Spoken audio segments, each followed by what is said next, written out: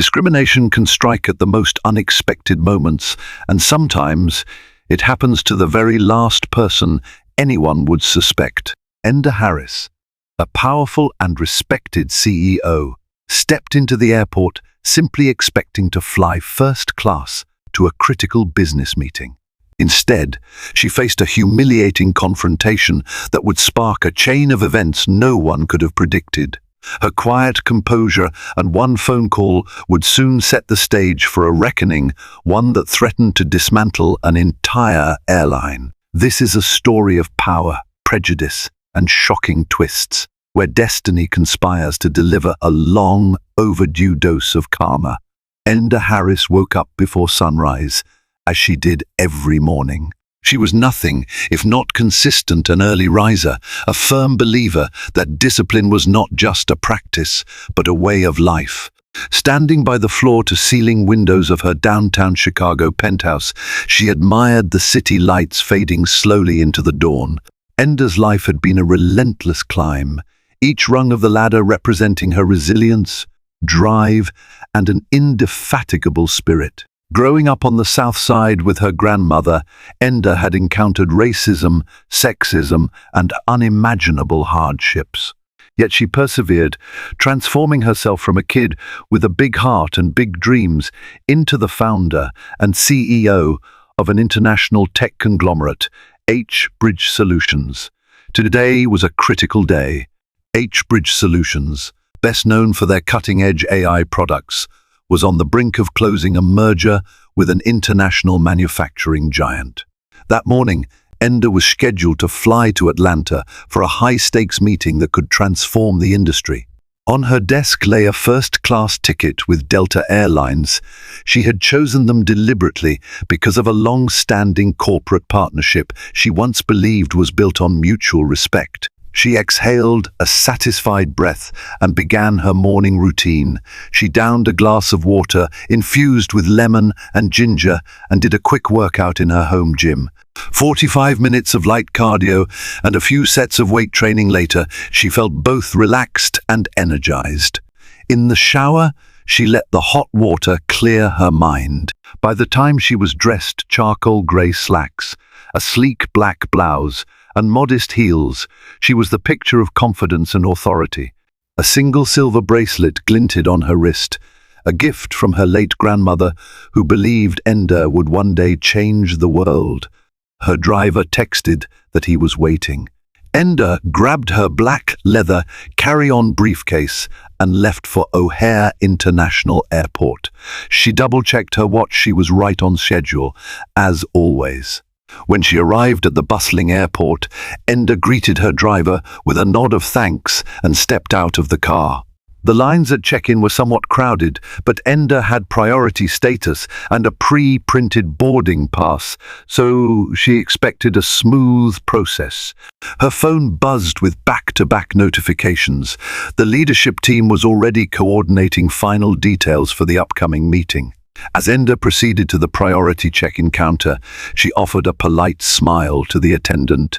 A swirl of airport announcements filled the air, and bright overhead lights shone on polished floors. Enda usually felt a twinge of excitement in the airport environment. She loved the sense of going places, of unstoppable progress. Little did she know that the next few hours would unfold like a carefully choreographed nightmare.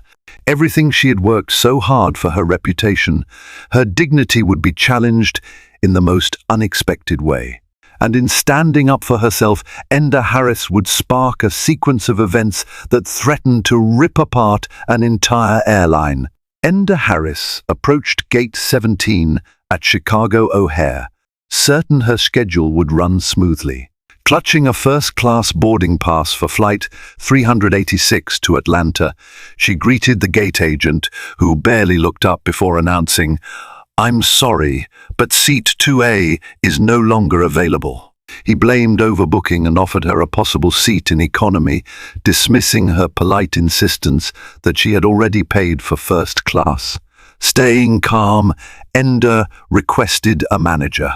Janet G., An older woman in a crisp airline uniform arrived and curtly restated that Ender's seat had been reassigned. When Ender showed proof of her executive contract, one that guaranteed first-class seating for her travels as CEO of H-Bridge Solutions, Janet refused to budge. Other first-class passengers had encountered no problems, and Ender realized she might be facing something more insidious than a routine mix-up.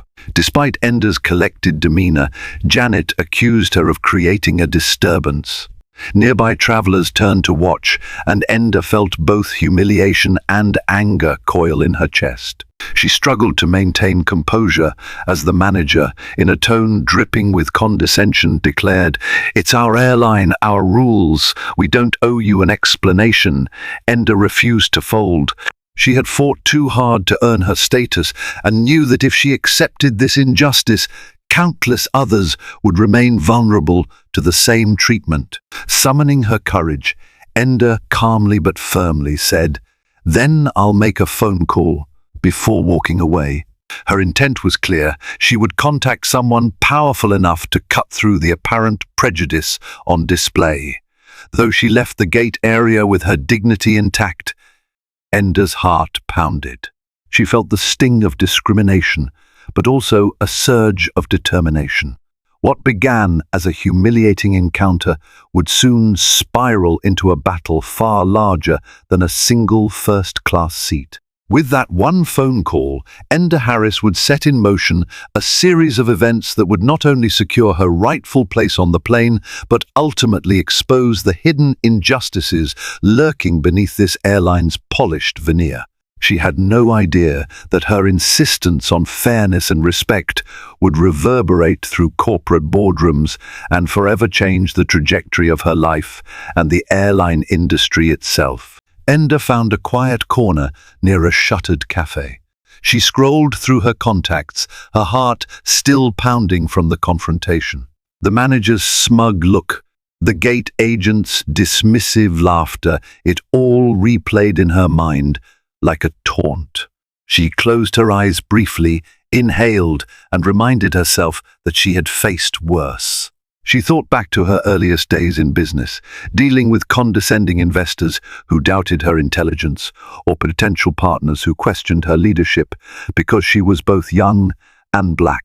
She had proven them all wrong. Right now, though, she needed help someone high enough in Delta's chain of command to rectify this immediately. She dialed the personal number of her longtime friend, Ronald Ungian, an executive at a major airline consultancy firm that partnered with multiple carriers, including Delta. While Ender's company was primarily tech-focused, H-Bridge often worked with Ronald's team to implement advanced AI analytics in airline scheduling. Ronald picked up on the second ring. "Ender, don't tell me you're at the airport already," she chuckled mirthlessly. "I am, and I'm having a bit of a situation with Delta. They've basically cancelled my first-class seat and are refusing to give me a reason. It feels personal." Ronald's tone immediately shifted to concern. "That's strange. You have an executive contract with them. They can't just arbitrarily bump you without reason, especially not minutes before boarding." "That's what I thought," Ender replied, eyes scanning the gate area, watching the manager talk animatedly to the gate agent. "But I'm at gate 17 and they're just. I don't know if it's discrimination or arrogance or both. Could you reach out to someone higher up? This is urgent." "I have to get to Atlanta for that major meeting," Ronald exhaled. "I'm on it. Hang tight." "And Ender, I'm sorry this is happening to you." Ender ended the call, feeling both relieved and incensed. Ronald might not be a direct Delta employee, but he consulted for them at an extremely high level. He had the personal numbers of top-level executives. If anyone could escalate this, he could. In the meantime, Ender decided to wait calmly. She phoned her executive assistant, Grace, to explain the potential delay. She also informed the rest of her leadership team, who were already in Atlanta, that she might be late. If all went well, she could still catch the flight after all. Boarding hadn't started yet. Suddenly, Ender's phone rang again. Ronald's voice crackled through, nearly breathless. "Ender, can you go see the manager again? I just got off the phone with one of the VPs, and they are livid. They want to rectify this immediately and ensure you're on that flight." Ender hesitated. "Are you sure? They seemed intent on refusing me." He cleared his throat. "They'll be singing a different tune now, I promise." Ender strode back to the gate. The manager and gate agent were still there, preoccupied with other travelers. The manager, Janet, caught sight of Ender and her jaw tightened. She muttered something to the gate agent, who looked uneasy. Clearing her throat, Ender approached again. "May I ask if my seat has been reinstated? I just spoke with a contact who is in communication with your corporate office." For a split second, fear flashed across Janet's features, replaced quickly by a veneer of composure. She tapped on her keyboard, mouth set in a straight line. The gate agent hovered nervously. "That won't be necessary," Janet said finally, her voice a tight coil of forced politeness. We found a seat for you, 2A first class." An awkward silence fell, heavy with the knowledge that they'd been overruled. Ender didn't smile. Instead, she said evenly, "Thank you, I'd appreciate my boarding pass." Janet printed it out without a word. She handed it to Ender with the stiff courtesy of someone forced to comply. Ender took it, noticing the manager's hand tremble slightly. If she were anyone else, Ender might have let it go, but there was too much at stake. This was more than a mere personal insult. What if they pulled this on other paying customers? Ender thought of her grandmother's words. "You gotta do right by people, Ender, and if you see something wrong, don't just stand there, fix it." As Ender moved away, a flustered young man in a pilot's uniform approached the desk and urgently whispered something to Janet. The manager gestured irritably toward Ender's retreating figure. Ender didn't bother turning around to listen, but she felt the prickles of tension following her. Moments later, Ender sat in the first-class lounge, waiting for the final call to board. Her phone buzzed again, this time with a text from Ronald, CEO of Delta Southeastern Region, was informed. "They want an internal investigation. Let me know if you need anything else." Ender's heart pounded. An internal investigation? This was escalating faster than she'd anticipated. She typed a quick response, thanking him, and then closed her eyes.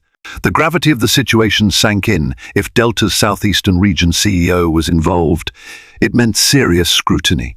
The manager, Janet, had likely just painted a bullseye on her own back, and perhaps on that entire gate team. Ender tried to stay calm, but her stomach twisted with conflicting emotions. She wanted accountability, but she never sought to ruin people's livelihoods. Yet, as she would soon discover, the rabbit hole of corporate cover-ups went far deeper than a single manager's prejudice. By the time Ender buckled her seatbelt in 2A, the cracks in Delta's carefully curated public image were already forming. And Ender Harris was about to discover she'd become the unintentional catalyst for a reckoning that would shake the airline to its core. Ender settled into the plush leather seat of first class, trying to ease her nerves. A flight attendant offered her a pre-departure beverage, orange juice or champagne. Ender declined with a polite smile, wanting nothing more than to breathe and center herself. She wondered if the entire cabin had overheard the commotion at the gate.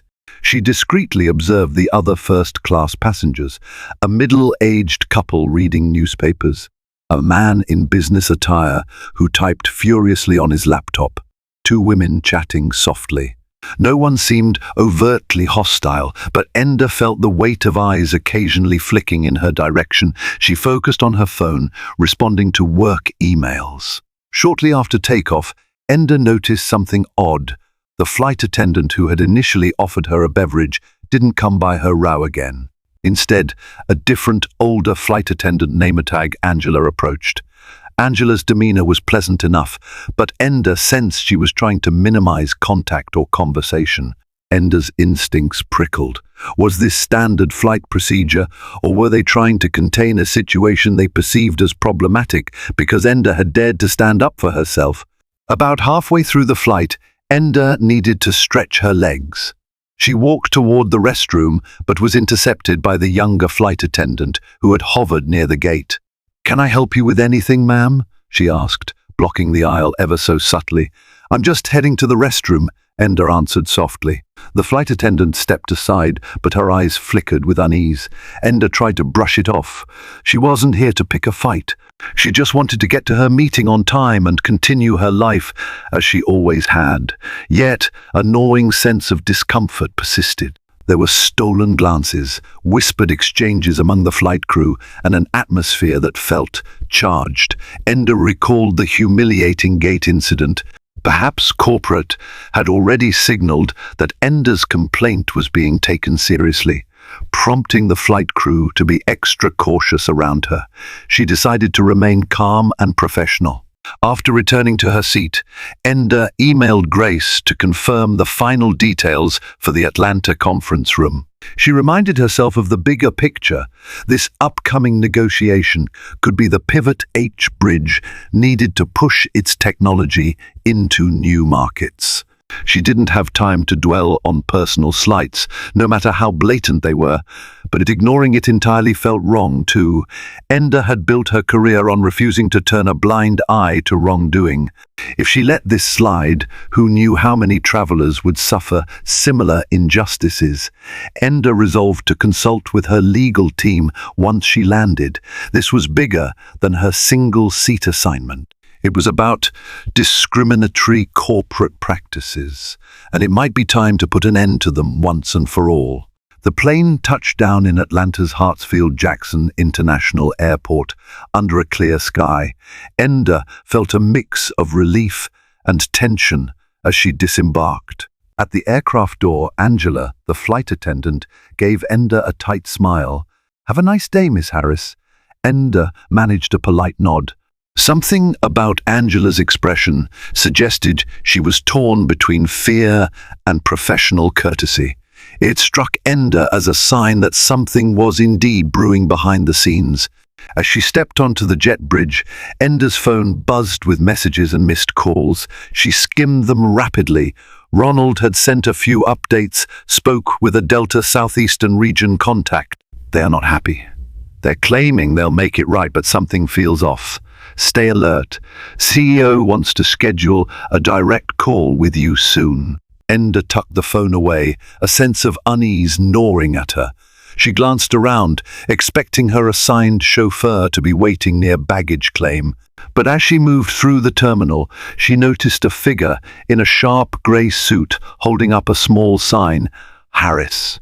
It wasn't the usual driver. Instead, it was a woman, mid-40s, with a polished appearance and an official Delta badge pinned on her lapel. "Miss Harris," the woman greeted briskly. "I'm Karen Wilcox, Delta's Regional Public Relations Liaison. Do you have a moment to talk?" Ender's eyebrows shot up. She had never been greeted in person by a PR liaison from an airline, and certainly not so soon after a flight. "I'm running late for a meeting," Ender said, checking her watch. "Is this urgent?" Karen nodded, her eyes flickering with anxiety. "It's about this morning's incident at Chicago O'Hare. Our management requested I speak with you personally to ensure your satisfaction and see if there's any immediate resolution we can reach." Ender hesitated. She didn't want to be rude, but she was suspicious. Why was PR handling this so aggressively? Had word of the potential investigation spread? She recalled Ronald's warning. They might be trying to manage the narrative. Before Ender made any public statements, "I have very little time," Ender began, "but let's walk and talk." Karen fell in step, her pointed heels clicking on the polished floor. "First, we want to apologize unreservedly for any inconvenience or distress you experienced. We at Delta value all our customers, especially those with executive contracts." Ender kept her gaze forward. What happened at the gate was unacceptable. I need to know if Delta is taking actual measures or just trying to smooth things over. Karen forced a tight smile. We've launched an internal review. The employees involved have been temporarily reassigned. Delta stands firmly against discrimination of any kind. Ender paused in front of an escalator. Does this mean the incident is resolved? Because it feels like there's more to it. The hostility I encountered wasn't just one gate agent or manager. It felt systemic. A flicker of annoyance crossed Karen's face. We're exploring all angles. But Miss Harris, if you'd be willing to sign an NDA, we can expedite. Ender held up her hand, eyes widening. An NDA? Karen cleared her throat, lowering her voice. We'd like to handle this matter internally. Avoid any unnecessary negative publicity. I'm prepared to discuss a settlement for emotional distress. Anger flared within Ender. This is not about a quick settlement. I'm not looking for hush money. I want genuine accountability. If there's a culture of discrimination, throwing money at me won't fix it. Karen's face paled slightly. She glanced around to ensure no one overheard. Look, Miss Harris, Delta is a massive corporation. We service millions of passengers. Mistakes happen. That was more than a mistake, Ender interjected, voice cold. And it's not the first time I've heard stories like this from other travelers. The difference is, I have the resources to do something about it. Karen pressed her lips together. We respect that, but also understand that we have a reputation to maintain. We're prepared to make an offer that reflects your status as a VIP client. First-class upgrades, lounge access, free flights, whatever you need. But we'd prefer the details of this incident remain confidential. Ender let out a mirthless chuckle. She reached the bottom of the escalator and saw her actual driver, a tall man with a small sign that read H Bridge Solutions. He caught her gaze and nodded. Ender turned back to Karen. I appreciate the gesture, but I'm not going to be silenced by perks. I'll see what my lawyers say. Have a good day, Miss Wilcox. She walked away, leaving Karen standing awkwardly in the busy terminal. Ender's heart pounded. She had expected an apology, maybe the promise of an investigation, but an immediate NDA request and a hush money offer. Something was definitely rotten behind the scenes. As her driver led her to a waiting black SUV, Ender resolved to keep her own counsel for now. She would not be bullied into signing anything. The further Delta pushed to keep her quiet, the more determined she became to expose the root causes of their discriminatory practices, if indeed that's what this was. And the moment she had the evidence, Ender Harris would be unstoppable. Ender arrived at the skyscraper in downtown Atlanta where the business summit was taking place. Her assistant, Grace, rushed over the moment she exited the SUV. Miss Harris, we've got the meeting set up in conference room A. I've arranged refreshments, the audio-visual is all tested, and your opening remarks are cued. Everything okay? Ender forced a reassuring smile. Yes, thank you. Let's do this. Inside, the atmosphere was electric. Executives from various multinational corporations had flown in, some from Europe, others from Asia, to witness the potential groundbreaking merger Ender was brokering. She greeted each CEO and CFO with poise and warmth, projecting the confidence expected of her. But beneath her calm exterior, Ender replayed the morning's events in her mind. Her phone periodically buzzed with messages from Ronald and others. She had ignored 2 calls from Karen Wilcox. The last voicemail from Karen had an urgent tone, urging Ender to get in touch about a private resolution. Ender decided to focus on the immediate task at hand, finalizing the merger. The fiasco with Delta could wait. The presentation went smoothly. Ender's voice carried across the modern, spacious room, commanding attention. As the meeting progressed, she leveraged real-time data, striking graphs, and bulletproof logic to demonstrate the synergy between H-Bridge Solutions and the prospective partner. Her years of experience shone through in every question she answered, in every doubt she assuaged. By the time she wrapped up, she had the entire room on its feet, applauding her vision and leadership. Afterward, Enda mingled in the hallway as executives congratulated her.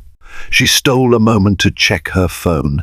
There was a text from Ronald, "We need to talk ASAP. Something big is happening on Delta's end."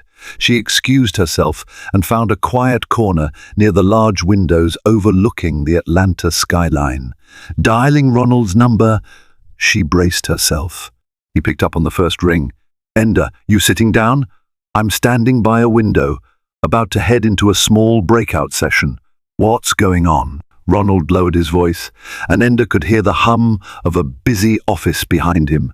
"My sources say the gate manager in Chicago is refusing to cooperate with the investigation. She's claiming you were disruptive, even threatening. She's got 2 other employees backing her story." A surge of rage warmed Enda's cheeks. "That's a flat-out lie. I never once threatened or raised my voice." I know, Ronald said.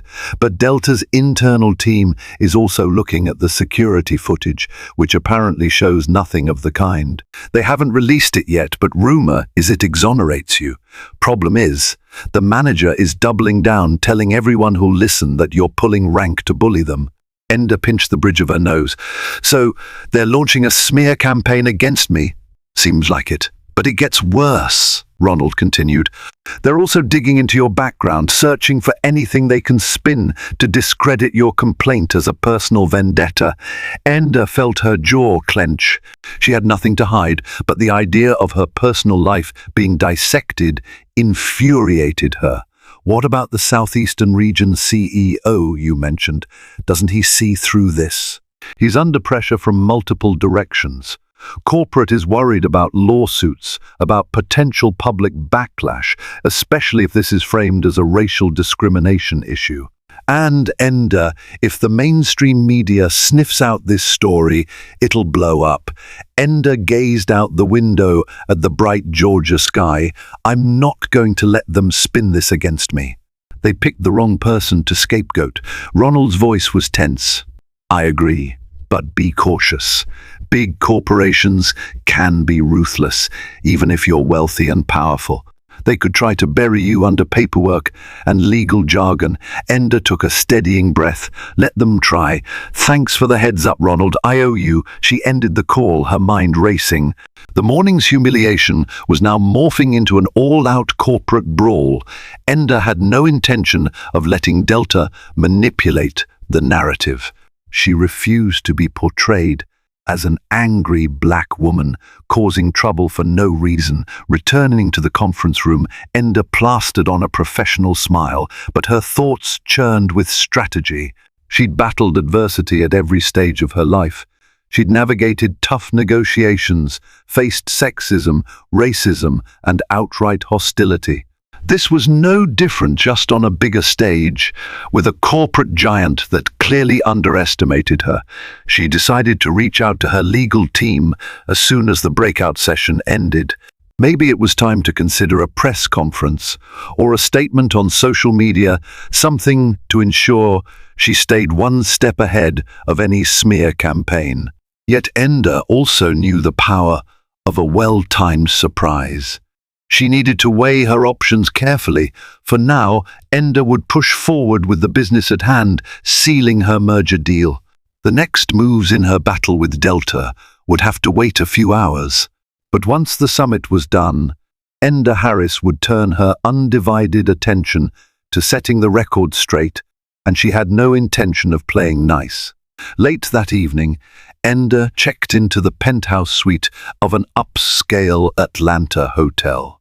Her assistant, Grace, had ensured the room was furnished with Enda's preferred tea, an ergonomic desk chair, and the right lighting for reading.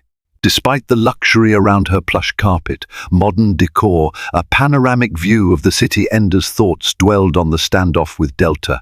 She sat at the desk, a steaming cup of peppermint tea in hand, and scrolled through the day's headlines. So far, no mention of her altercation at Chicago O'Hare.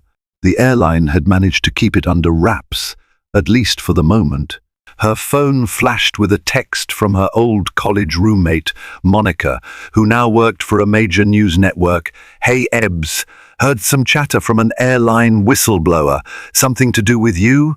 Call me." Ender's eyebrows rose. So the whispers were already circulating in the media sphere. She typed a quick response. "Let's talk in the morning. We'll fill you in." Setting the phone aside, Ender leaned back and allowed her gaze to wander across the glittering Atlanta skyline. Memories from her youth stirred. She remembered sitting in her grandmother's cramped living room as a teenager, flipping through magazines that showcased glamorous lives she felt were a world away. She'd fantasized about a future where she was recognized for her intelligence and hard work, not just dismissed because of her race or her neighborhood. Suddenly, her phone rang her mother. Ender answered quietly. "Mama." "Hi." Her mother's gentle voice came through with concern. "I saw something on social media. Someone posted about an incident at Chicago O'Hare with a black female CEO. I worried it might be you." Ender inhaled slowly. "Yes, that was me." Her mother sighed. "I'm so sorry. You must be exhausted. It's never easy." Ender swallowed hard, recalling how her mother had endured countless instances of racism throughout her own life. "I'm used to fighting these battles, but I'll handle it, Mama. Don't worry." "Good. Remember, your grandmother always said to stand tall but also be wise. If you need anything at all, I know. Thanks, Mama. I'll keep you updated." As she hung up, Ender felt a renewed sense of purpose. This wasn't just about her. It was about the countless black professionals who faced microaggressions and outright discrimination daily. It was about the travelers who didn't have the resources or platform to fight back against a multi-billion-dollar corporation. She opened her laptop and typed an email to her legal counsel, summarizing the day's events. She included every detail she could remember: names, times, exact words, the hush money offer, the NDA. By the time she clicked send, it was nearly midnight. Exhaustion weighed on her, but her mind still buzzed, refusing to shut off. Before turning in, Ender pulled out an old photograph she kept in her wallet. It was of her grandmother, smiling in front of the small house they once shared. "Keep your head high, baby girl," her grandmother used to say. "They can't take your spirit unless you let them." Ender gently pressed her fingertips to the photograph. "I won't let them, Grandma," she whispered. "I promise." The city lights reflected in her eyes as she finally turned off the lamp and settled into bed. Little did Ender know that by the next sunrise, the simmering tensions would escalate dramatically. Tomorrow would bring new twists, bigger stakes, and an unimaginable turn of events, one that would change airline history forever. Early the next morning, Ender woke to her phone vibrating with consecutive calls. She blinked blearily at the screen and saw Monica's number. She answered, voice groggy. "Morning, Monica." Her friend's tone crackled with urgency. "Eb, you need to see this. I'm texting you a link." Within seconds, Ender's phone dinged with a notification. She tapped on the link, which led to a trending Twitter thread. Her heart skipped a beat as she read the posts. At Aviation Insider, breaking, rumors of a high-profile discrimination case involving a major U.S. airline and a prominent black CEO. More details soon. The Truth outlet. Sources say Delta Gate staff humiliated and removed a black executive from first-class seat. Internal cover-up alleged. Real justice for all. Boycott #Delta if they're discriminating against paying customers. Enough is enough. Comments flooded in, some calling for a boycott, others demanding more information, and, predictably, a few accusing Ender, though her name wasn't public yet, of playing the race card. Monica's voice came through the line again. "Ender, the story is spreading like wildfire. It's only a matter of time before your name goes public. My boss is pushing me to go live with what we have, but I told her I need confirmation. It's your call if you want to speak on the record." Ender closed her eyes, her mind racing. The last thing she wanted was an all-out media circus before she had her facts aligned. But staying silent could allow Delta to frame the narrative in their favor. "Let me talk to my legal team first," Ender said firmly. "I'll give you a statement soon," Monica agreed, and they ended the call. Ender quickly dialed her attorney, a seasoned litigator named Carmen Blake. Carmen picked up immediately. "I was just about to call you. The media's picking up the story. We need to decide on our strategy." Ender rubbed her temples. "Delta's PR tried to muzzle me. Now it's too late for them to keep things quiet. I'm torn between giving a direct public statement versus letting them bury themselves further." Carmen hesitated. "We can leverage the threat of a lawsuit to negotiate changes, even a structural overhaul in how they train and monitor staff for discrimination. That might have more lasting impact than just winning a settlement, but the media is a wild card. Once you're on camera, you lose control of how the story is spun by third parties." Ender nodded, though Carmen couldn't see her. "I understand, but if I stay silent, Delta might unleash a smear campaign." Carmen's voice was resolute. "I'll set up a call with their legal counsel today. Let's see what they're willing to do. In the meantime, keep your receipts, any texts, emails, or voicemails from Delta staff." After hanging up, Ender spent the next hour sifting through her phone, forwarding relevant messages to Carmen. She still had the email trail about her seat reservation, her corporate contract, the text from Ronald about the higher-ups being livid, and Karen Wilcox's voicemails pressing for an NDA. It was all there, a bulwark of evidence. Around 9 in the morning, Ender's phone lit up with an unknown number. She answered cautiously. A crisp male voice spoke. "Miss Harris, this is Charles Patterson, CEO of Delta's Southeastern region. Do you have a moment?" Ender's stomach tightened. "I do. Go ahead." "I want to personally apologize for what you experienced," Patterson said. His tone was smooth, practiced, the sort of corporate contrition Ender had heard many times in her career. "Delta is investigating internally, and we're prepared to discipline any employees found at fault." Ender said nothing, letting him continue. "I understand you have concerns about systemic issues. Please know that diversity and inclusion are core values at Delta. This appears to be an isolated incident." "Isolated," Ender interrupted, anger threading her words. "Then why the NDA, the hush money offers? Why are your employees in Chicago spinning a false narrative that I was disruptive?" Patterson cleared his throat. "I'm not privy to every action taken by PR or local management, but I can assure you we have no intention of silencing you. On the contrary, I'd like to invite you to a meeting with our executive board to discuss how we can improve." The cynic in Ender scoffed. "Would that be before or after your manager in Chicago and her colleagues brand me as a troublemaker?" "Miss Harris, we're aiming for a resolution that benefits everyone." Ender took a measured breath. "You want to benefit your airline's reputation, that's for sure. But do you intend to address the root problem or just smooth the surface?" Patterson's voice wavered slightly.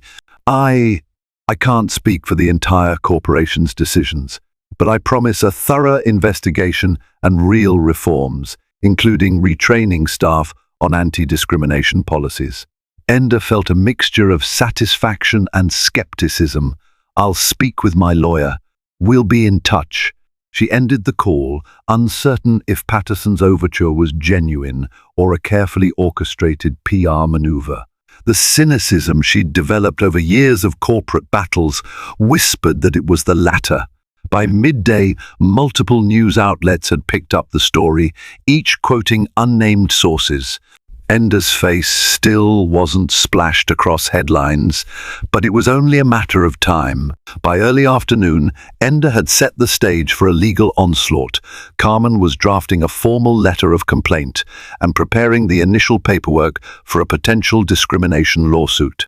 In her hotel suite, Ender stared at her reflection in the mirror, her expression resolute. "They tried to bar me from first class, from what I rightfully earned," she murmured. "But they have no idea who they're dealing with." The next few days would push Ender Harris to her limits, testing her courage, her integrity, and her resolve to fight for something bigger than herself. And in the background, forces within Delta churned, some trying to salvage the airline's reputation, others determined to bury Ender at all costs. Days turned into a whirlwind of meetings, interviews, and strategic planning. The story was blazing across social media platforms, particularly after Ender's name leaked on Twitter. Support poured in from civil rights organizations, public figures, and ordinary travelers. Simultaneously, Delta's corporate office scrambled to contain the fallout. Ender's attorney, Carmen, arranged a high-level mediation session at a neutral law office in downtown Atlanta. Ender arrived in a sleek grey pantsuit, flanked by Carmen and a small team from H. Bridges' legal department. On the other side of a gleaming conference table sat Delta's lead counsel, flanked by Charles Patterson and a stern-faced woman Ender recognized as the head of PR for Delta's southeastern region. After preliminary introductions, Delta's attorney began with carefully worded apologies and offered Ender an expansive settlement package. They dangled everything from substantial monetary compensation to speaking opportunities at Delta's diversity summits. Ender listened, her expression impassive.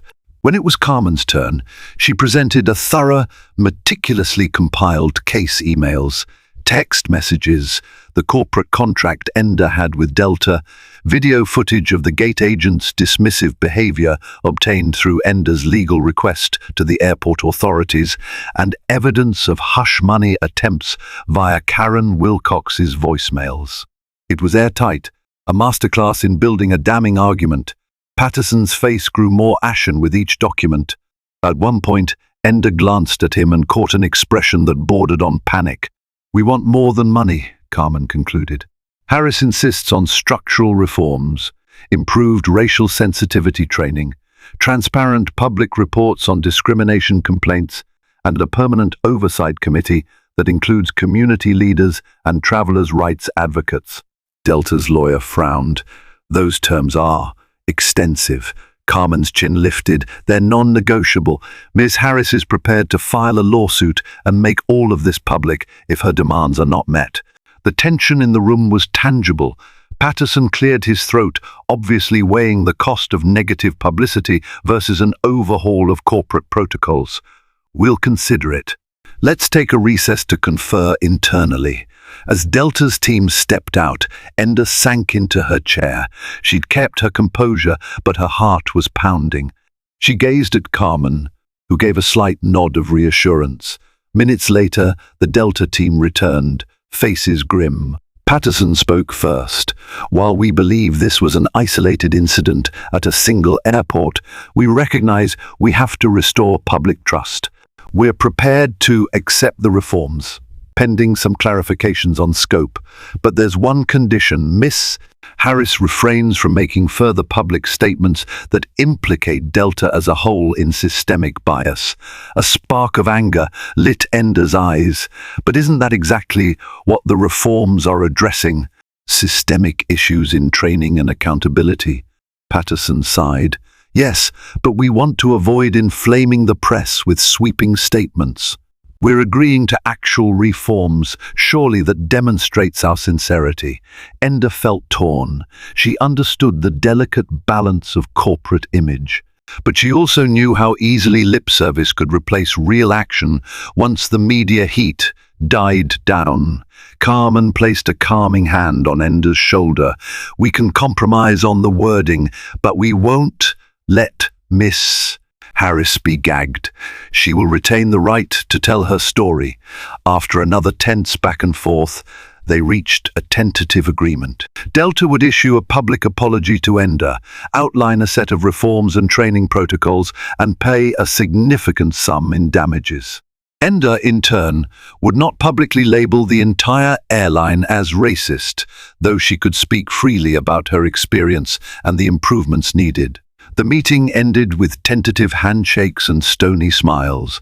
Ender exited the law office with Carmen, blinking in the bright afternoon sun. It felt surreal. On one hand, it was a massive win. She had forced a billion-dollar corporation to commit to real changes. On the other, she couldn't shake the feeling that something else was brewing behind the scenes. She wouldn't have to wait long to find out. That evening, Ender returned to her hotel suite, planning to draft a statement for the press with her team. As she stepped inside, her phone buzzed with an urgent call from Ronald. He sounded breathless. Ender, I just received documents from a whistleblower within Delta, someone in their compliance department. You need to see this. Ender's pulse quickened. What is it? It's internal memos.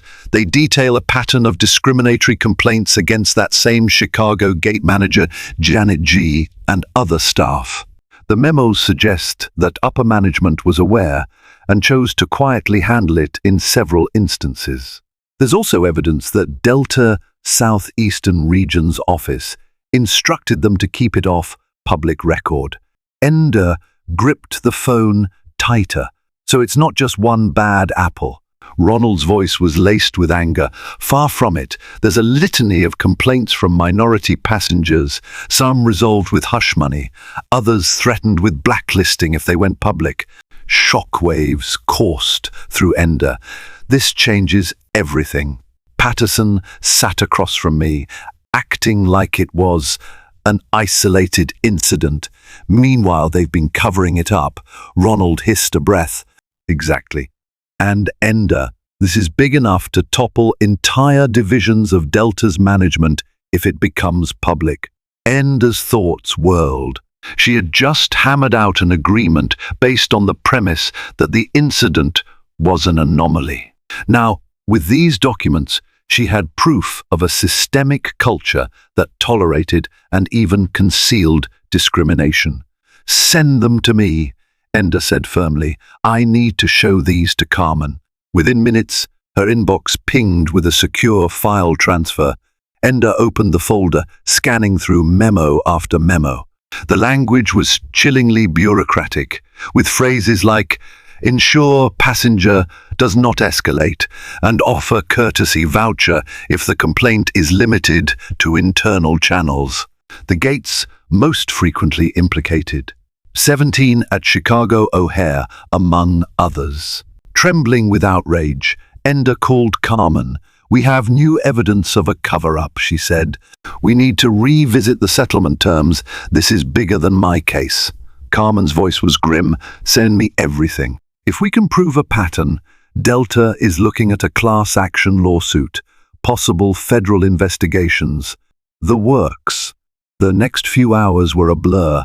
Ender's phone buzzed non-stop with calls and texts. Word of the leaked documents had begun to spread among certain advocacy groups. A few smaller online outlets had already published partial snapshots, claiming a Delta scandal. Just when Ender thought the storm couldn't intensify further, she received an incoming call from an unexpected source. The Point US Department of Transportation's Aviation Consumer Protection Office. They had become aware of the allegations and wanted Ender to cooperate with an official inquiry into Delta's practices. Ender's heart pounded as she ended the call. She'd never imagined her personal confrontation at a boarding gate would escalate to federal scrutiny. But here it was, a chance to enact real, sweeping change. She stared at the city lights out her window, memories of her grandmother's face swimming in her mind. A single tear slipped down her cheek, equal parts anger, exhaustion, and fierce determination. "We're not done yet, Grandma," she whispered. "Not by a long shot." The following weeks were a maelstrom of legal filings, media coverage, and public outcry. Ender's settlement talks with Delta froze as both parties scrambled to address the newly surfaced documents. Civil rights groups announced their intention to file lawsuits on behalf of minority travelers who came forward with similar stories. Under intense scrutiny, Delta's corporate offices in Atlanta found themselves besieged by protesters demanding accountability. Anonymous employees leaked even more internal correspondence, painting a picture of a company that, while touting inclusivity in public, often ignored or concealed racist incidents in its day-to-day operations. Meanwhile, Ender's professional life at H-Bridge Solutions continued. She managed to finalize the merger deal she'd come to Atlanta for, an accomplishment overshadowed by the raging controversy. In a press conference for the merger, Ender fielded nearly as many questions about the Delta scandal as she did about her business achievements. The unstoppable avalanche of evidence put Delta's top executives in a precarious position. Shareholders were livid, the stock price dipped, and calls for the resignation of certain high-level managers echoed in boardrooms. It was during this tumult that Ender received an invitation from a congressional subcommittee on consumer protection to testify about her experience. The subcommittee wanted to investigate discriminatory practices in the airline industry, with Delta as the prime example. The prospect of testifying before Congress both thrilled and unnerved Ender. She'd spoken at countless conferences and summits, but never in a high-stakes political arena. Still, she accepted it was an opportunity to advocate for real change, not just for herself, but for countless marginalized travelers. The day of the hearing dawned hot and humid in Washington, D.C. Ender arrived at the Capitol building in a navy blue suit, flanked by Carmen and two other lawyers from H-Bridge. Reporters shouted questions, cameras flashed, and Ender forced herself to remain calm. Inside the wood-paneled hearing room, Ender sat at a long table alongside consumer protection advocates and airline industry experts. Delta's representatives sat on the opposite side, including Charles Patterson and a handful of senior executives who wore carefully neutral expressions. When it was her turn to speak, Ender's voice carried steady resolve. "I came here today not just for myself, but for every passenger who has been sidelined, belittled, or outright discriminated against by the very airlines they trust with their safety and comfort." My story began as a single incident at Chicago O'Hare, but subsequent leaks revealed a broader pattern of misconduct and cover-ups at Delta. We must demand a system of accountability that ensures no traveler is ever again stripped of their dignity because of their race. She presented the damning internal memos, the hush-money attempts, and the pattern of repeated discrimination complaints. Congressional members listened intently, occasionally glancing at Delta's team with visible disapproval. Patterson spoke next, offering carefully worded apologies and promises of a robust plan to address systemic issues. He insisted Delta's leadership was committed to regaining public trust. Some lawmakers pressed him on whether those robust plans were truly new or merely rebranded. PR Patterson stumbled through half-answers, citing the complex nature of corporate restructuring. The tension reached a crescendo when a congresswoman asked Patterson if he was aware of the hush money and intimidation tactics used against complaining passengers. Patterson hesitated, shooting a glance at his lawyers. "I was not personally aware of specific intimidation tactics," he said. "We do not condone such behavior." Ender leaned into her microphone. "Yet the documents show your office was copied on multiple complaints. Are you suggesting you never read them?" A murmur rippled through the room. Patterson's face reddened. He fumbled for words, referencing the size of the organization and how not every email might reach his desk directly. but the damage was done. By the end of the hearing, several members of Congress hinted at introducing new regulations to increase transparency in airline complaint processes. The public spectacle was brutal for Delta, and for Enda, it was both vindicating and exhausting. In the weeks following the congressional hearing, Delta struggled to contain the crisis. Multiple lawsuits were filed, some class actions representing passengers who'd faced similar discrimination. Large institutional investors, spooked by the negative press and looming legal liabilities, began selling off Delta shares. The stock price slid. Patterson and a number of regional executives resigned under pressure. The CEO of Delta Southeastern Region was replaced within a month, and the newly appointed interim leadership launched a campaign of public apologies, internal reviews, and retraining sessions. But the backlash was fierce and unrelenting. Customers began boycotting en masse. Long-time partner corporations severed or paused contracts, seeking to distance themselves from the controversy. Headlines screamed about Delta's day of reckoning. The damage, both financial and reputational, was catastrophic. Amid this turmoil, Enda found herself with unexpected power. Her refusal to be silenced, combined with the avalanche of leaked documents, had become the catalyst for a massive industry-wide conversation.